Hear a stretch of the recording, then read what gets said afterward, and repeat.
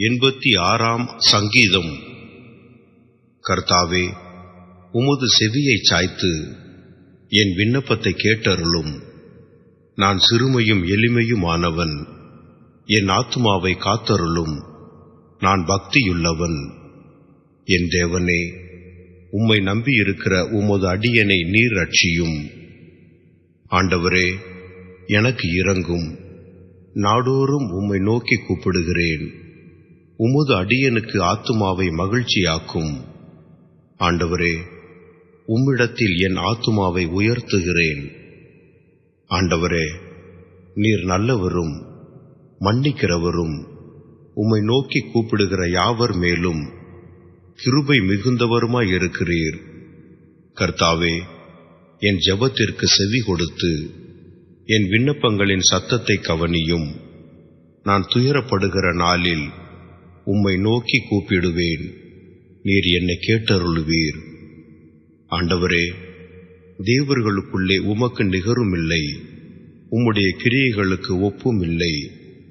ஆண்டவரே, நீர் உண்டாக்கின எல்லா ஜாதிகளும் வந்து உமக்கு முன்பாக பணிந்து உமது நாமத்தை மகிமைப்படுத்துவார்கள். தேவரீர் மகத்துவம் உள்ளவரும் அதிசயங்களை செய்கிறவருமாயிருக்கிறீர். நீர் ஒருவரே தேவன்.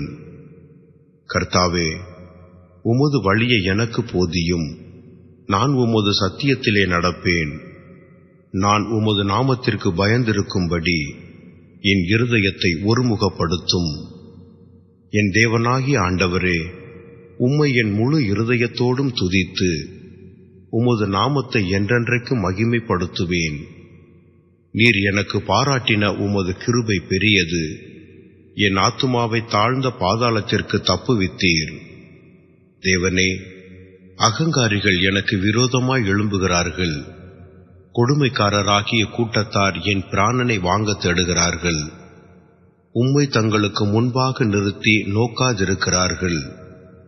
ஆனாலும் ஆண்டவரே, நீர் மன உருக்கமும் இரக்கமும் நீடிய பொறுமையும் பூரண கிருபையும் சத்தியமும் உள்ள தேவன்.